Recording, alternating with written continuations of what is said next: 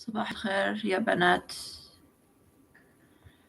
We have a new topic that came to my mind this morning. I was discussing Libra last night and how to get the blue box, which refers to an engagement. And what is the following the engagement? What is the blue box is also symbolic of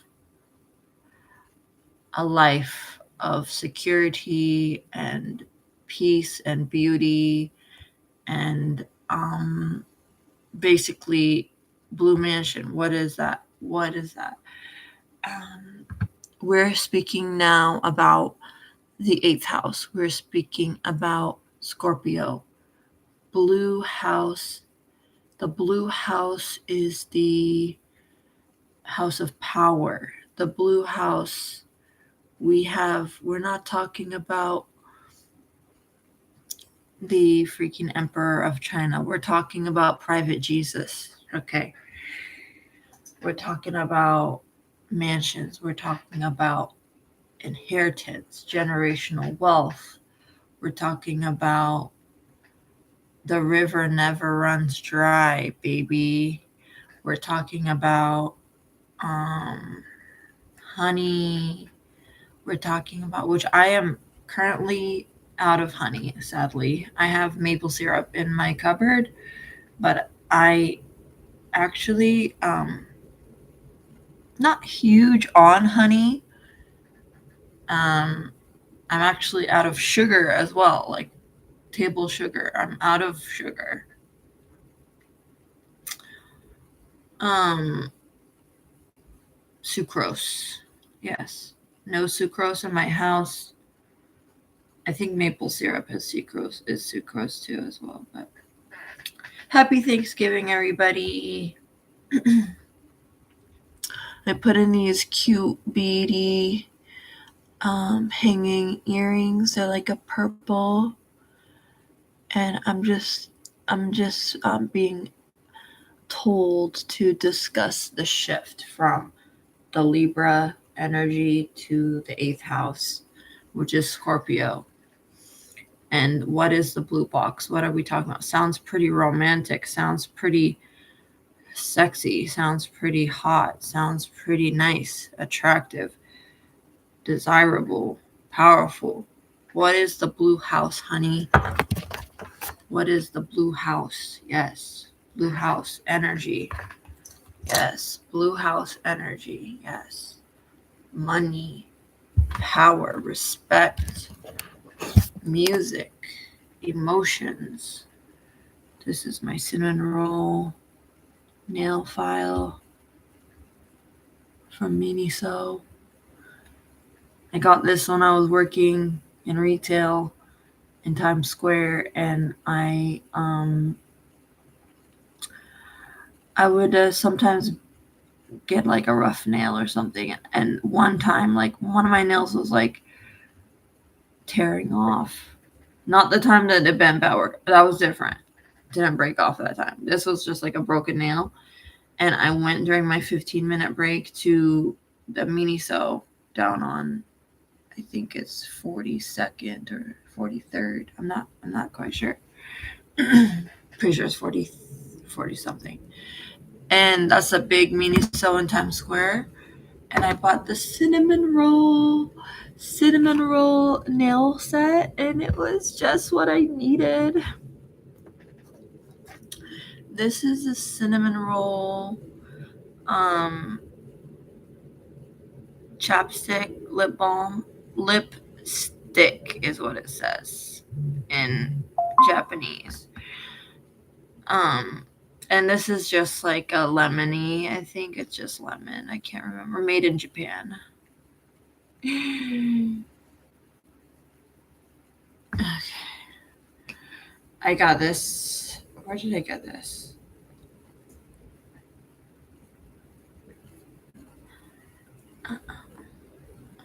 Our lips are a little dry. I've had the heat on. It was a little warm yesterday. Okay, so yes, eighth house is Scorpio. And I was trying to find a video where I was talking about estuaries. Can't find it, but river. Yes, Scorpio is lakes. Cancer is more river because cardinal water. But I guess when you're talking about like river deltas, like where it's sort of got that lake marshy element, I feel like that's eighth house. Still sort of still water, slow moving water.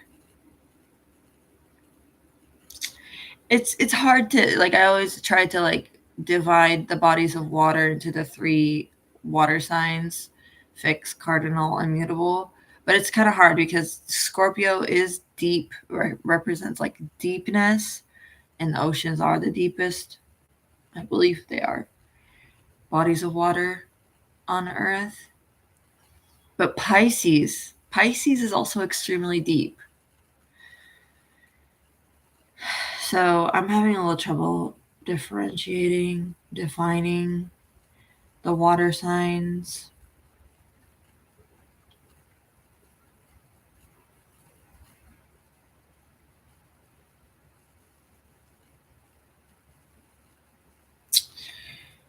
Anyway, so what I'm getting with blue house energy is sapphires, certainly. And I'm getting diamonds, yes. I'm getting like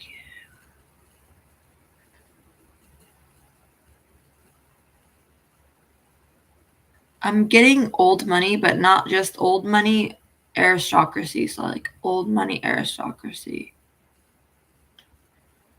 Okay, because Scorpio formerly ruled by Aries. I mean Mars. Yes. So like true power.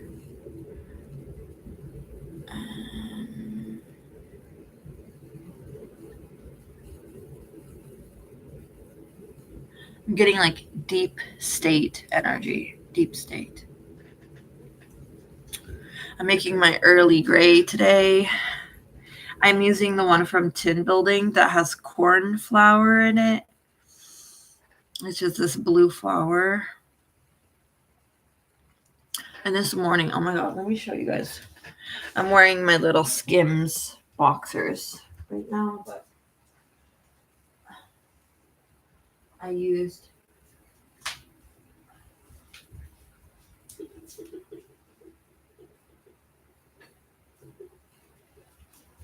the water is still heating up for my early gray.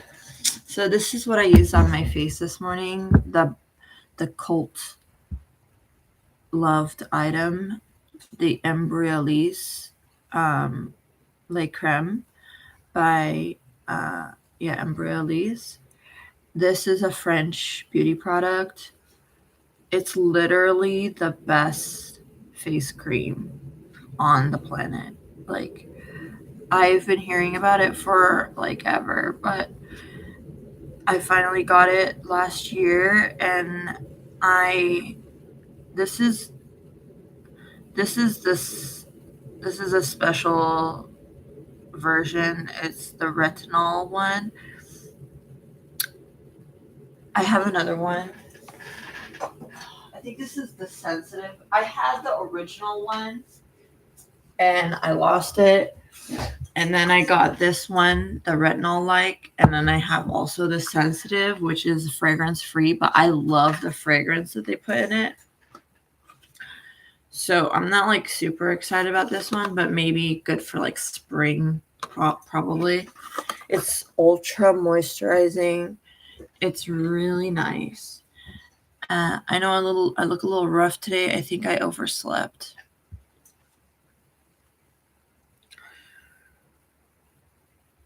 But this is not the standard edition. I'm gonna post the standard for you guys right now, so it gives you a little hint about what we're talking about. Might attract you to my videos and my channel. Embryolisse. So I am pro this. I had to try it for myself before I signed on, but and actually the first one I had my friend who was going to France buy it for me because I wanted to try the real thing from France. And he got me the Lait Creme from Paris. And so I know what it's like. I have not ordered the one from the US, embryolisse.com, but I'm guessing it's the same thing. It's like bilingual. It's the same thing. But I just wanted to be, since I work in the beauty industry, I wanted to be true blue and get the real thing from France so I could tell you the true tea.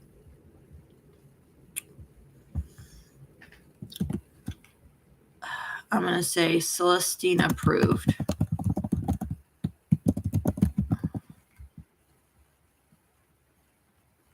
Okay.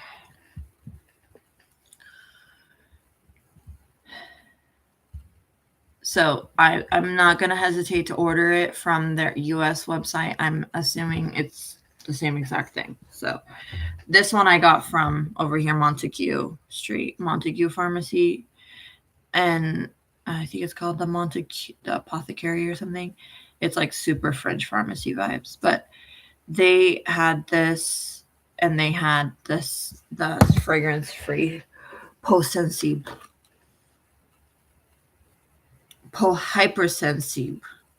reactives. So this is the one that's if you want something fragrance free or you're not like, for me today, I'm not wearing any fragrance. I'm not spraying perfume. So I just put like a little Embryolisse. I put this retinol one. It has the same fragrance as the Lait Creme original. So I love the fragrance. It's a very like princessy vibes. I don't want to put it on the floor. This is literally my holy grail, I think, now for like face cream. Made in France. Yeah. Made in France, baby. Made in France. If you make it in France, you can make it everywhere. If you make it in New York, you can make it anywhere. That was my thing. Like, I didn't want to move to New York until I was ready. Okay, this is okay. I guess I am going to use a little bit of fragrance. This is the Pacifica Blue Moon. I don't know if they still make this. They have like so many different moons. This is a hair and body mist. I'm all into like hair perfume because not because I'm into like France, but I learned that your hair holds fragrance longer than your skin. So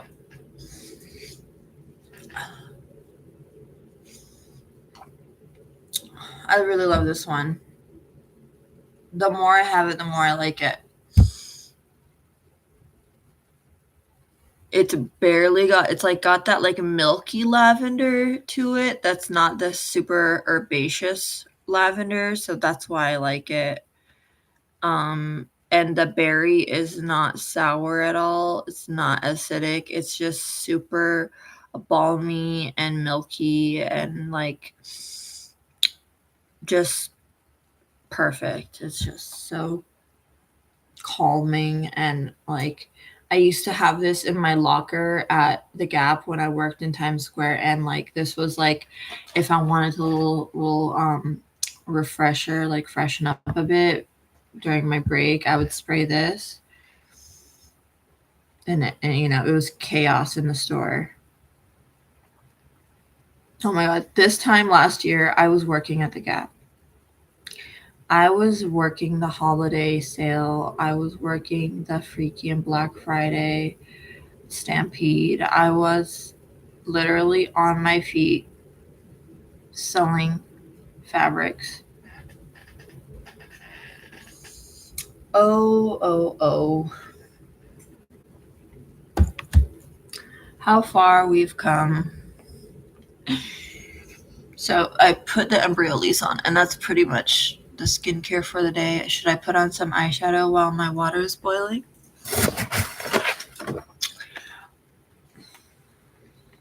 Huda Katan. Huda Beauty. Not Blue House. Huda. Dubai. Yes, Dubai. Blue House Energies. More and more, actually.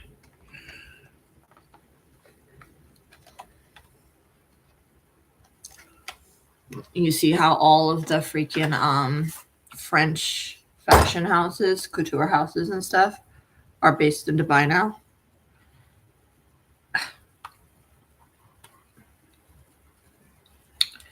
So we've got like a lot of browns, burgundies, what do you call this? Sepia tone colors here. What should we do? Which I didn't know what sepia was. I thought it was a kind of wood, but it literally refers to, I'm still recording. It literally means the photography thing.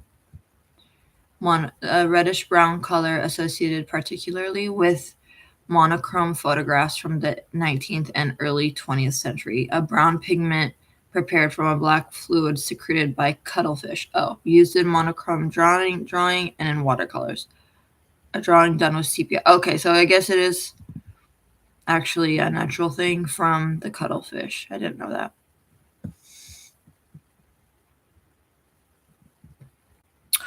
I actually, when I was in high school, took a film photography course, and it was like the last time it was offered before it was canceled. And I learned how to develop film and enlarge photographs and print like in the water trays and stuff like that. Photos on paper. I actually still have some supplies because, funnily, when I went to Cairo to do my master's degree at AUC, I would hang out like in downtown Tahrir and downtown Cairo, and there was like this art scene, and there was like this like, I don't know what it was called. Let me look it up. This was really edgy at the time. Blue House Energy, downtown Cairo. Downtown Cairo. I think it was a photography institute. I'm not quite. It was definitely an art. I think I still follow them on Instagram. Downtown Cairo Arts Organization. Design District. Yeah, like I guess downtown Cairo has a little bit of that.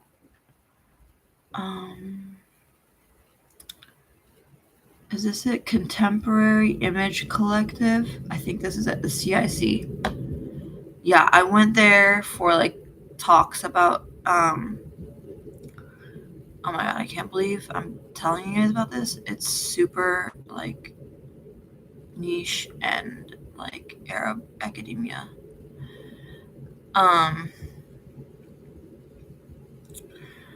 CIC is in downtown Cairo. It's the Contemporary Image Collective. That's what I was trying to say, art collective. And it's loading. I don't know if it's still in business, but I used to go there for like, because I was researching photography in the revolution, and I was writing this chapter on women photographers in Tahrir and during the Egyptian Revolution. And I was doing like interviews with photographers, photo artists, and all this stuff. Yeah, I think it's dead. CIC Cairo.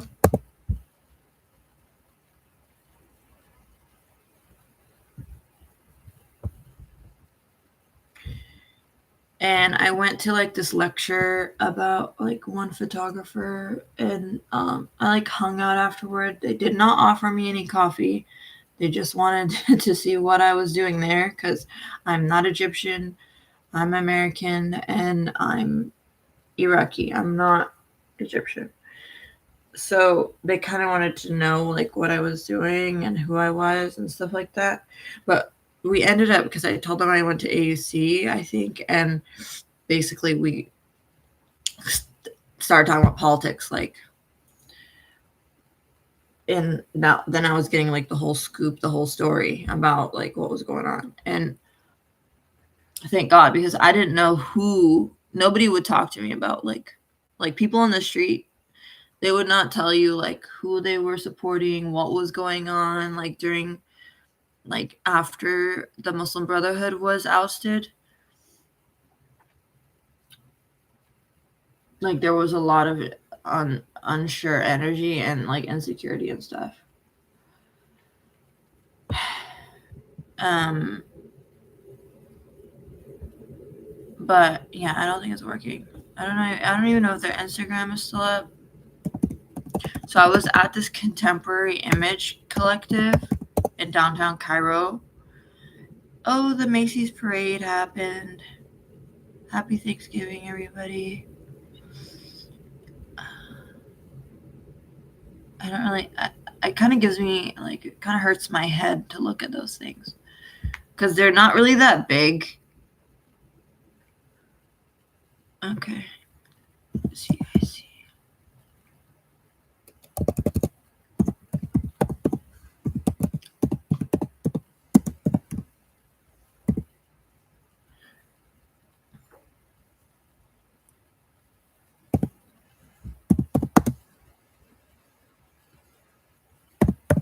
I think these guys dissolved. Oh. Oh, they is this the place it was? Yeah, I think it was.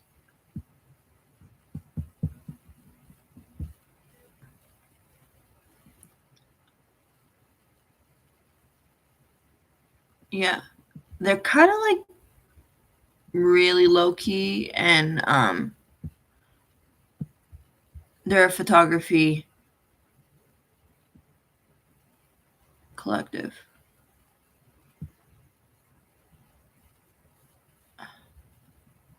Super elitist. Okay.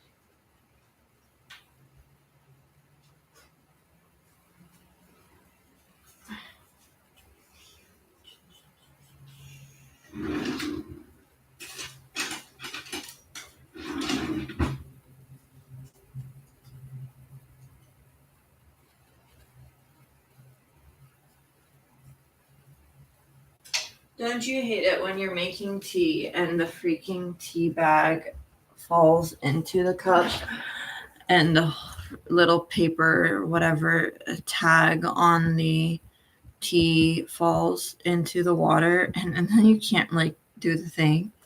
Oh, I hate that. You have to like fish the tag out.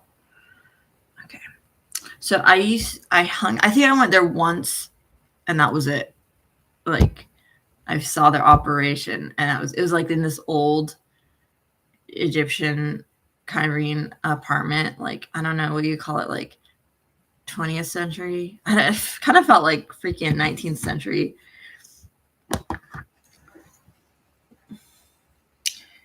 Yeah, they were pretty hardcore. I'm gonna do this color harder. I think it's got that like photography. Hold on. This one right here, it's one of the marble creams. Oh, I can't. It's like brown. That's sepia. That's like, it reminds me of the freaking photography class that I took in high school. And so I was trying to tell you guys, I didn't develop film when I was in Cairo. The reason I went to CIC is because they were trying to get photographers to come get film from them and take pictures. Like, they were on doing this initiative. I don't know where they get their money from because film is freaking expensive. So they gave me like 6 or 10, like 8 rolls of film, something like that. Like, it was more than 5. It was like 8 rolls of film, I think. And they gave me this film and told me to take photos, and they would develop it for me. I have the film for me. I have the photos. I should find them. Let me do my eye makeup first. And me, like this freaking photo freak, I was so excited to meet them, and they were like sussing me out and stuff.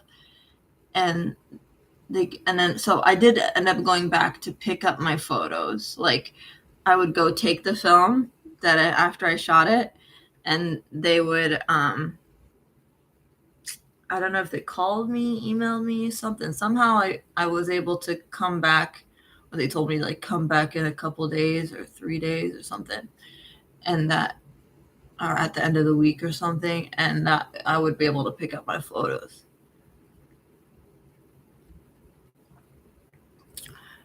And so that was the only business I had with them. Was this little program they did for like students of photography or something, like people who wanted to practice taking photos.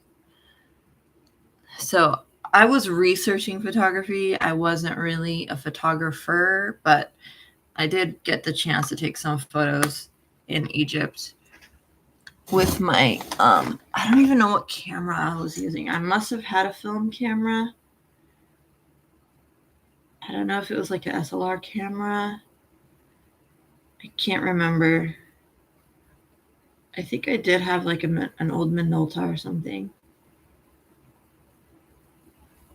I want to find those photos.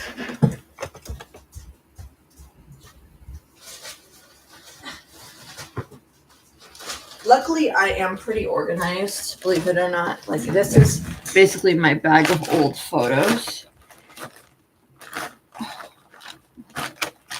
I think. Oh no, this is like my yearbooks from school. This is my elementary school Facebook. Brentwood Elementary. What grade was I in?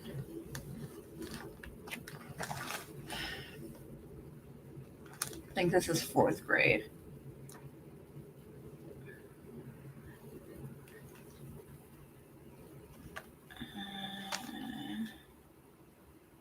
Oh, here's my class right here. Yeah, 4th grade. There's me with freaking costume jewelry on and short hair. There's me with the blackest hair.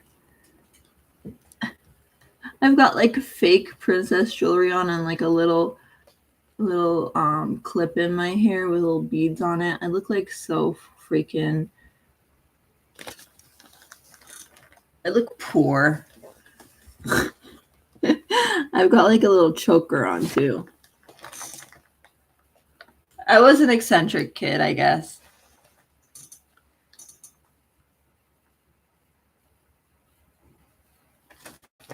That's embarrassing.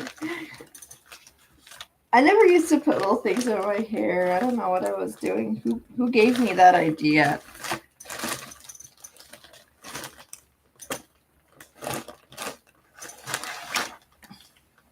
Middle school yearbook.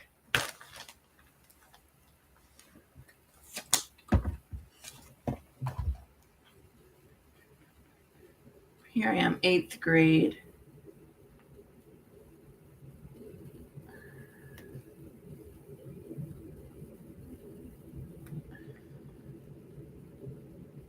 Here's my class. Where am I? Here I am. Oh, I was so freaking uncool in 8th grade. I was just like, I don't like this picture. My hair was like light brown, and I was like tanned, and I was wearing like a t-shirt, like a Roxy Quicksilver t-shirt that was blue and red and white, and I'm wearing like this I look like super 90s surfer or something like that. I look like I'm from California. Where am I? This one right here, that's me. And I've got like this little headband. I don't even know. I look like such a loser. I look like a boy with long hair. I don't know what was going on. I was much cooler in 7th grade than I was in 8th grade. I just know that.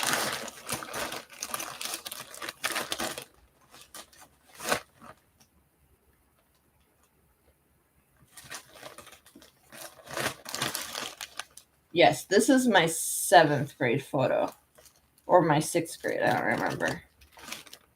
Oh, yeah. 6th. Let me show you. These are the ones I'm proud of. This is the 8th grade photo that I don't like. It's blown up. My parents would buy the photo for us. That's my 8th grade photo.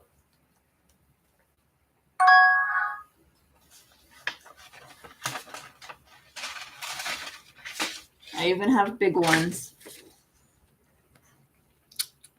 See how my hair is like reddish?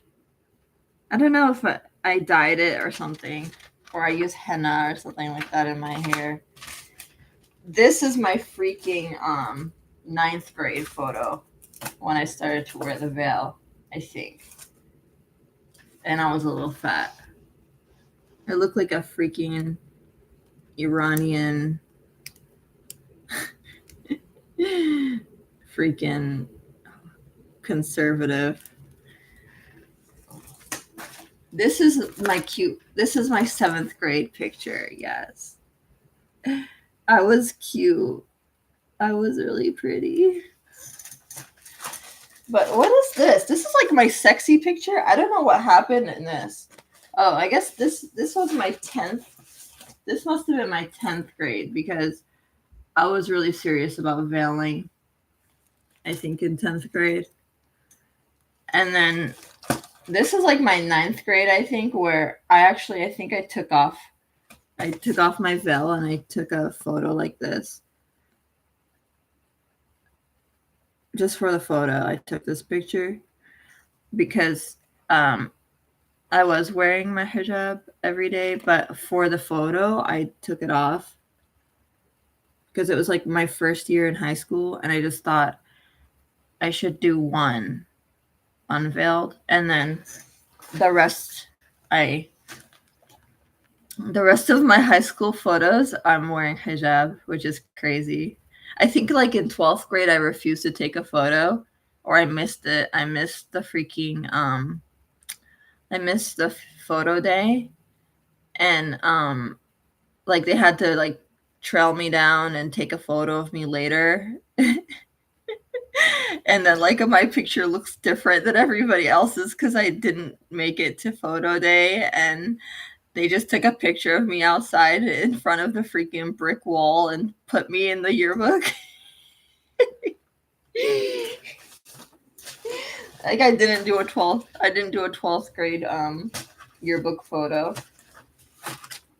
I look like a freaking criminal in the yearbook. I don't even know if I have a yearbook from 12th grade. That was pretty funny though. Oh my god, this is my Native American bag. When we studied Native Americans in like 3rd grade, and we made these like paper little pouches. I don't know how we made these. We sewed it. I love this. I kept it for a long time. 3rd grade, Mr. Ames class. And I decorated my little medicine pouch because we were pretending that we were Native Americans.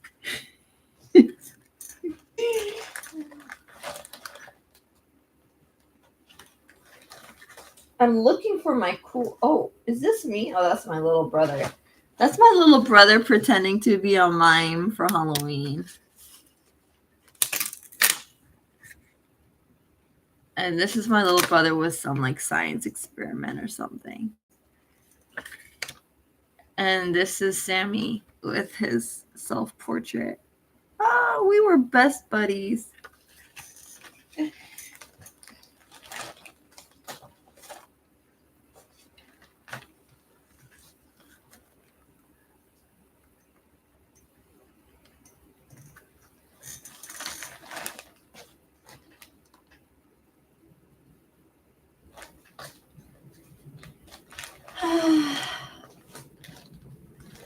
Oh, this is. I took the same photo on that bug toy in the playground. I took the same photo. I love this picture of me with the Hershey's shirt. I loved it so much. I think we got that from a garage sale or something. And that was my favorite shirt because it was like gray and brown. And I loved the colors. Because I was kind of like an artsy, creative, like imaginative young girl. Imaginative little girl. Okay, so this is like old photos. This isn't the cool stuff from graduate school.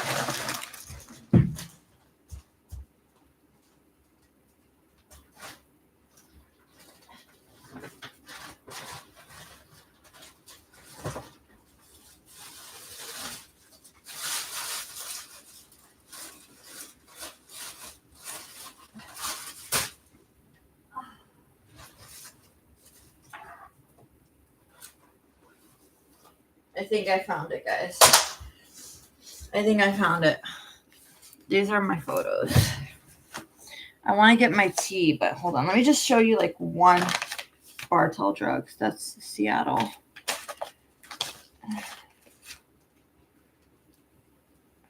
Some weird sewing junk from my mom.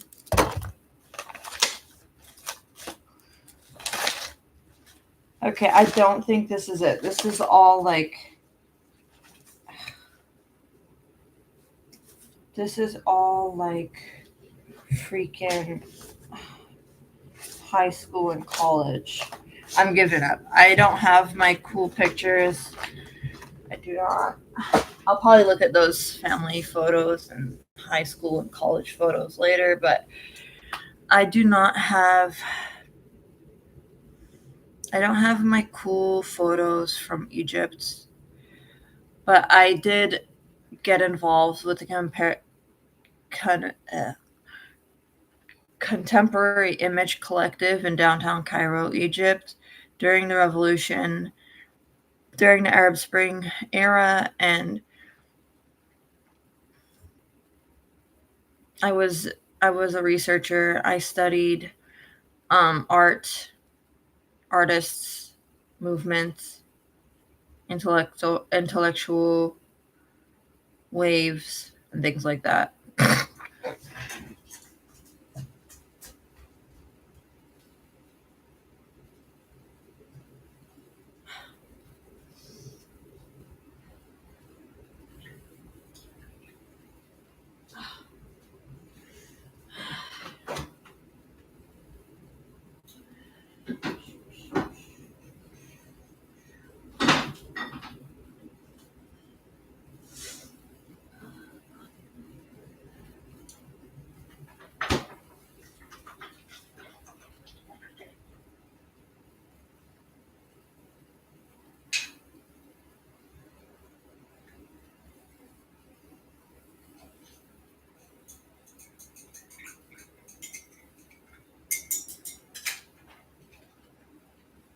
That was just like my B level stuff when I was doing my first master's degree. That was when I was like an arts and literature major. when I moved to New York, I started like when I was studying photography and art, because I was in sort of an art department in AUC Egypt. My department was the Arabic department, so it was Arab and Islamic civilizations, and it was a lot. There was a different like that was the the name of the department, and so there was like art, architecture, literature. I was in a literature track. I don't even know what the emphasis of the Arabic department was. Civilization. So it's in the humanities, history, Islamic art and architecture, and Arabic literature. Under the School of Humanities and Social Sciences. I don't know if that's what it was before, but basically the 4 tracks you have was Arabic literature, Middle East history, Islamic art and architecture, and Islamic studies was the 4th one. And I was in the Arabic literature track, but I did have to take classes in like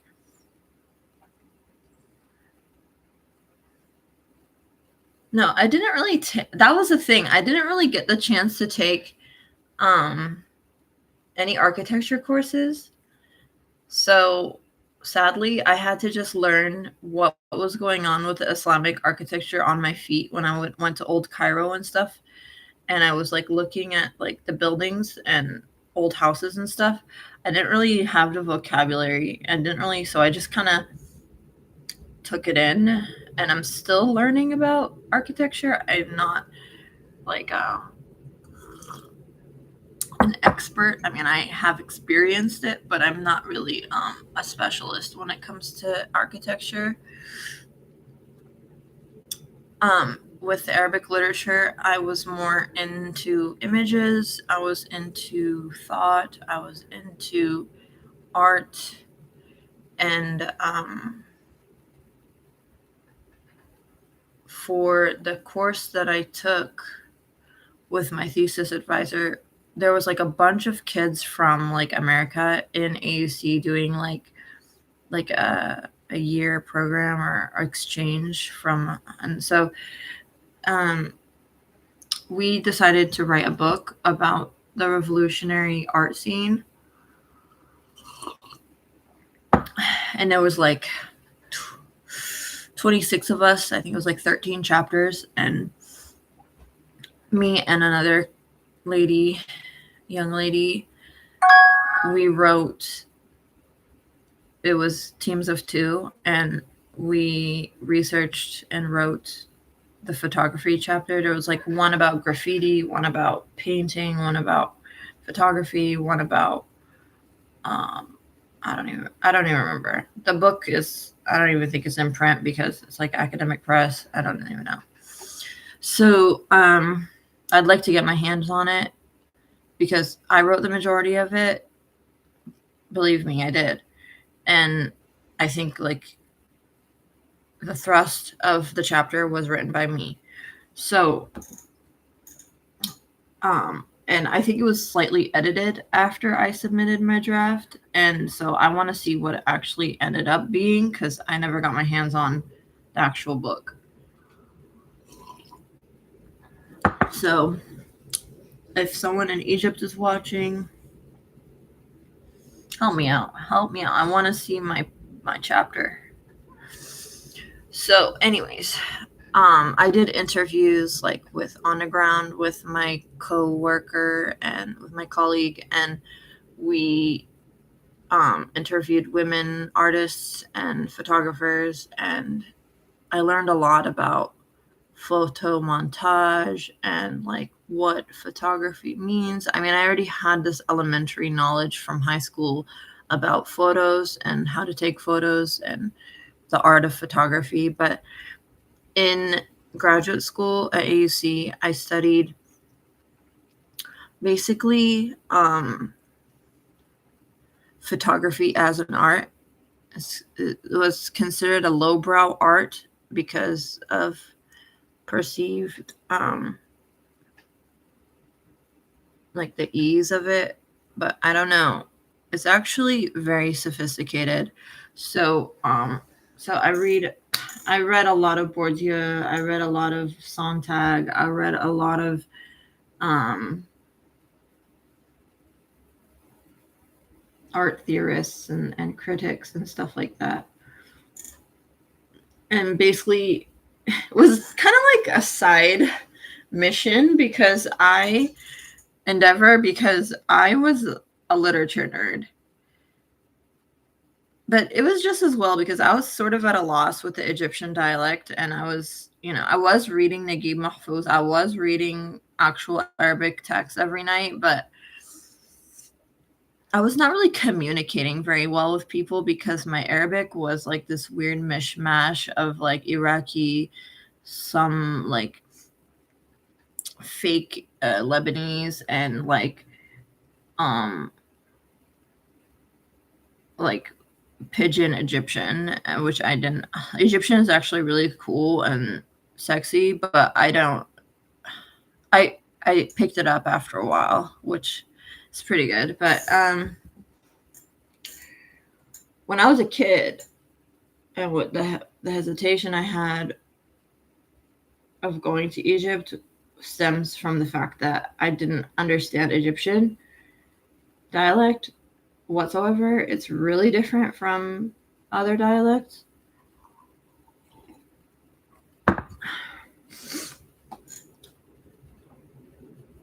But I went anyways. I really dove in, and I mean, I didn't even think it was a dive. I just kind of like, it was like a shift. Like, I had to just like move. I had to just go, and like, I,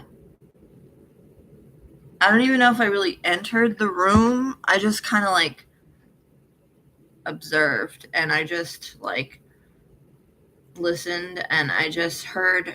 I mean, listened is sort of was a little beyond me. I was just hearing the Egyptians, and I um picked up on some of their speech and patterns of speech, and um was able to produce a few sentences here and there, kind of like how it was when I was in France. When I was in college, I went to Paris, and I didn't really speak any French, even though I studied French for 4 years in high school. I went to Paris, and I could barely speak with my host mom, and I was just hearing French people talk, which they don't really speak that much on the streets, unlike Egyptians. Um, I think French people prefer to speak in their houses, and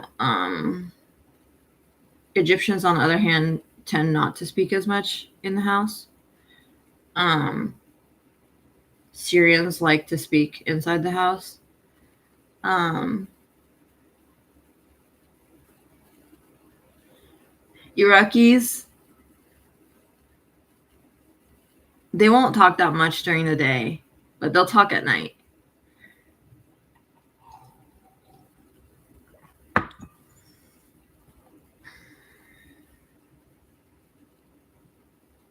think Iraqis are thinking during the day. Okay, so I don't know. Happy Thanksgiving. I don't know. I finally got my early gray. It's now afternoon. Oh, the life of an artist. Um, what was the point of this? I was speaking about the blue house, and I was trying to do my makeup, and I put on this sepia tone eyeshadow, which I didn't. Did I tell you the name of it is Hard? Yes, Hard. It's very hard to go into the blue house, girls. You need a heart of steel. Stone. This is a stone. This is actually a pottery, but it looks kind of like a stone, doesn't it? Heart of stone. Let's It's a little heavy, a little daunting, isn't it? Let's see what the Kawaii Tarot tells us, because these girls are dying out here. Let's give them some advices. Let's give them some knowledge, some clues how to get that blue box. Not even that. I mean, when I say it like that, it sounds like just a gift or something. We don't want just a gift. We want the keys to the house. Okay. Here it is. So I guess this is a sort of extension of the talk we had yesterday, which was all about judgment and judging the character of the young lady. So the clue we have is to enter the blue house is 6 of Pentacles. I was going to say 6 of Hearts, which is cups, but it is Pentacles. It has a heart on it because 6 of Pentacles.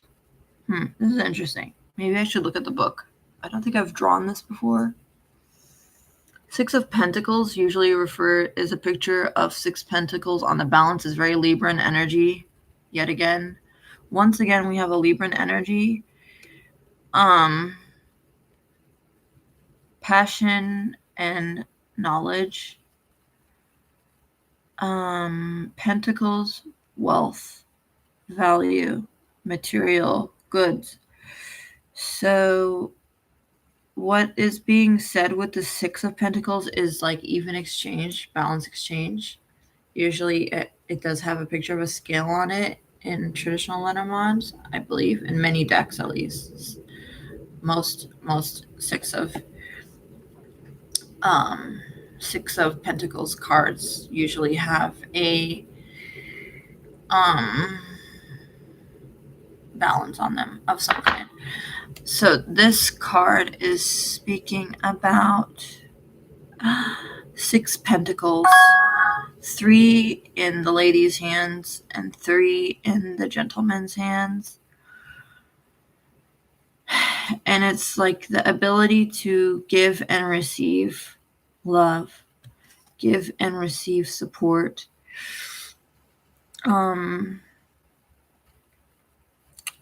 Communication of feelings, communications of ambitions, communications of successes, and a good rapport, basically.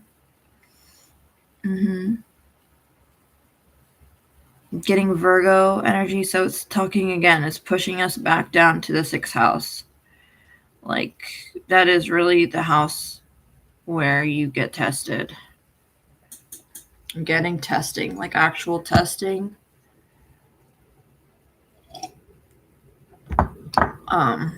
That's very mercurial energy. I hate being tested.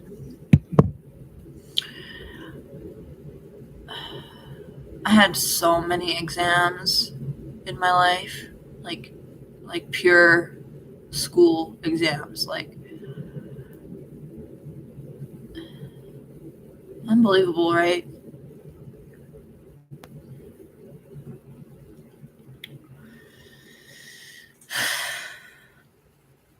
No wonder I lost my mind. So, no, you cannot lose your grip on reality. This card is quite realistic. But I'm getting romance, actually, because 4 is the realistic number, 5 is the spiritual number, and 6, I would say, is the romantic number, perhaps.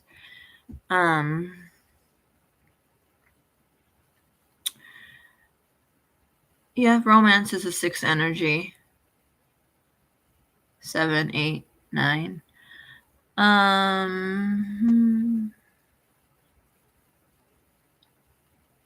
Yes. 4, 5, 6, 7, 8, 9. 4, 5, 6, 7, 8. That's what I'm getting for the 8th house. Blue house. You gotta have it on lock, honey. You gotta be that hot babe.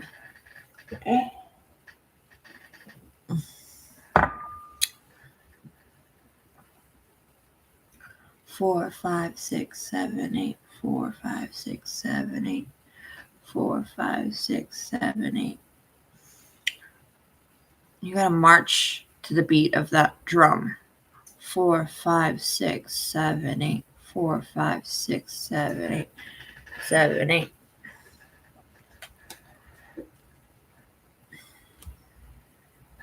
I don't know why I got this. Like I threw away like all my mother's fabrics that she had. She had a whole garage of fabrics, and I got rid of them. I gave them away on Craigslist. Like I put up a classified posting.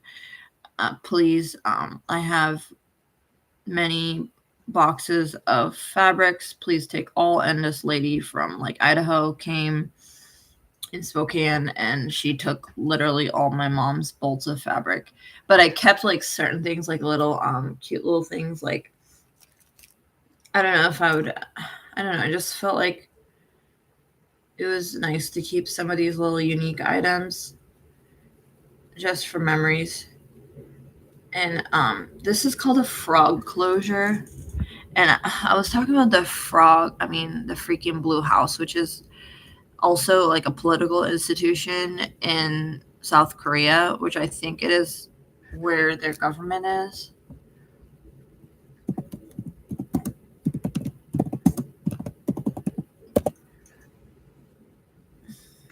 Oh, it's the former presidential residence.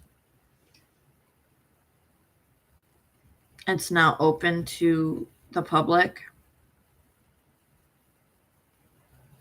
Interesting. When did that change?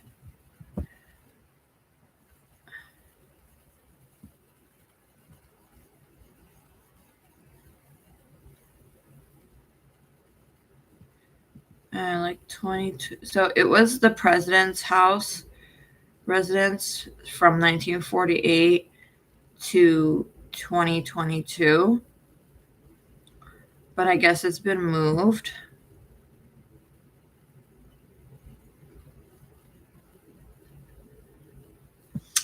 It might be coming back, though, it says. After the impeachment of President Yoon in December 2024 last year, there have been increasing calls to restore Changwade as the presidential office and official residence. The Blue House, like the White House in the United States, is a symbol of Korea.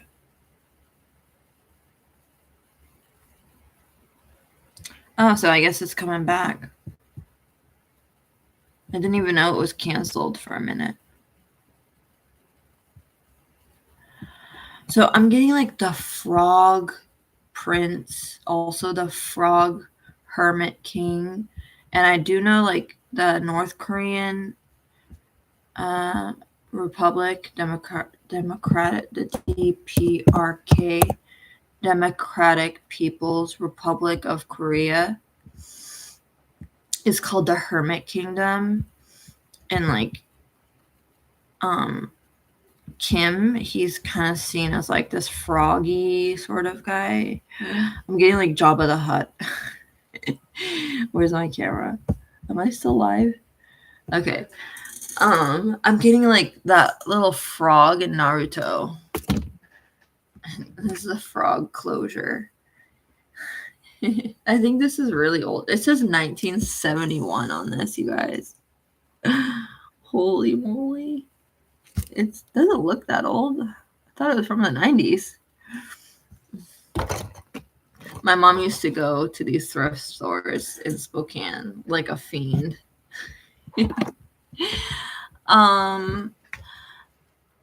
What is that frog king in Naruto? I know he had like a little frog Saifu, which is his wallet is shaped like a frog, which I bought one, like a cosplay one, which I actually used. And they still make them. That's so hilarious. I gotta post this. This was like my first coin purse when I was growing up. I had the same exact one. I'm gonna post it. on my threads. Oops.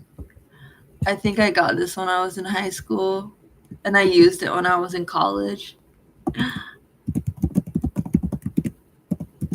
I did have a job in high school. I worked at Wendy's hamburgers. Okay, so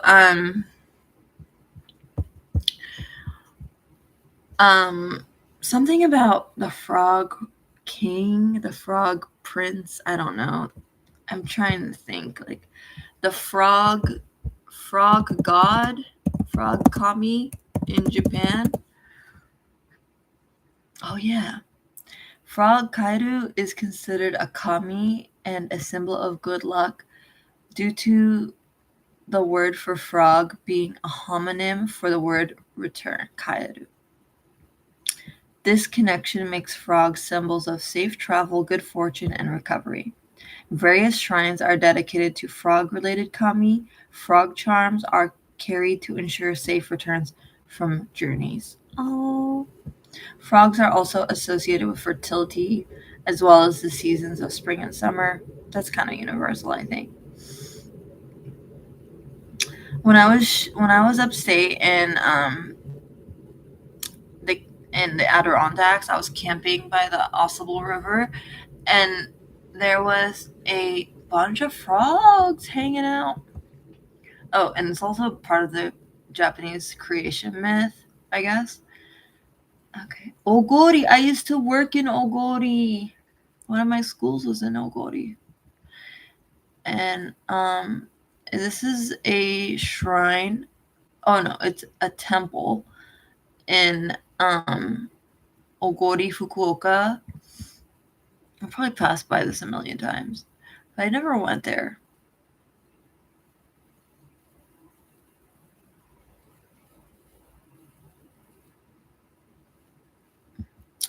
Cute. This is called Nyoirinji. Let me have Google pronounce it for me.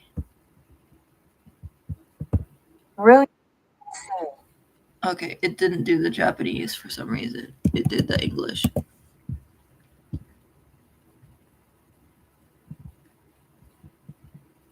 It's not working. Okay, the English is working. Nyoirinji.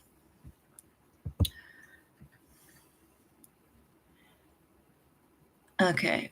It is a Shingon temple. It's like a frog temple in Fukuoka with freaking wind chimes. Let's play some Japanese wind chimes.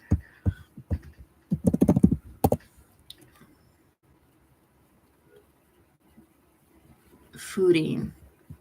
Fooding. Pudding is pudding. Okay. Freaking Spotify is not working. Let's try YouTube. Cool ASMR Japan sounds. Oh my god, I hate my life. I don't have any money for freaking music right now. Skip.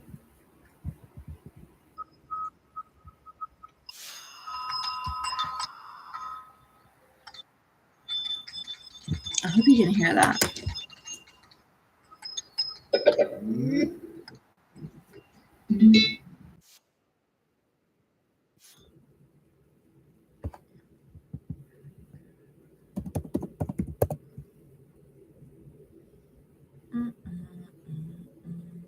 So Japanese wind chimes are slightly different than American wind chimes. They have like these glass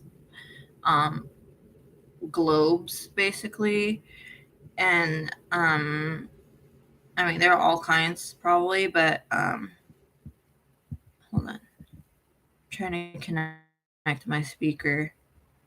Okay, it's connected. And fooding in the summer. Here we go. 1 hour.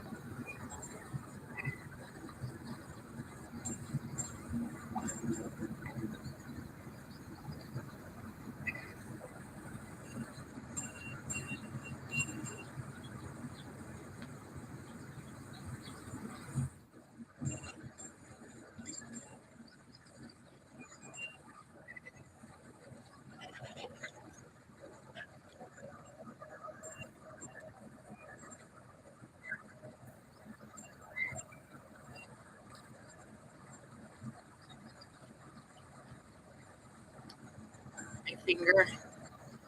And more cake. So, kind of feels like summer today in New York.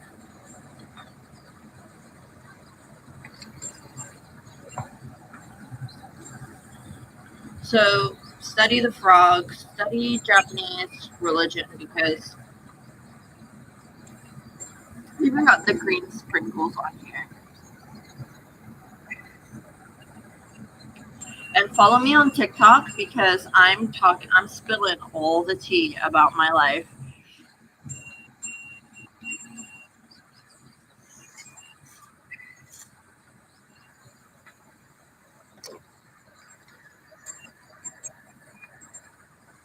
It's gonna get deep down and dirty.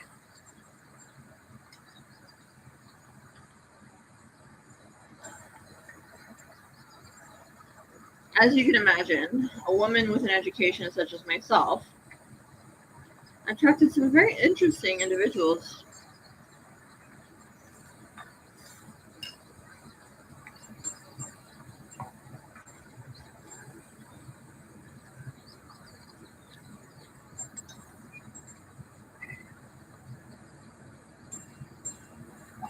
Never before seen on video.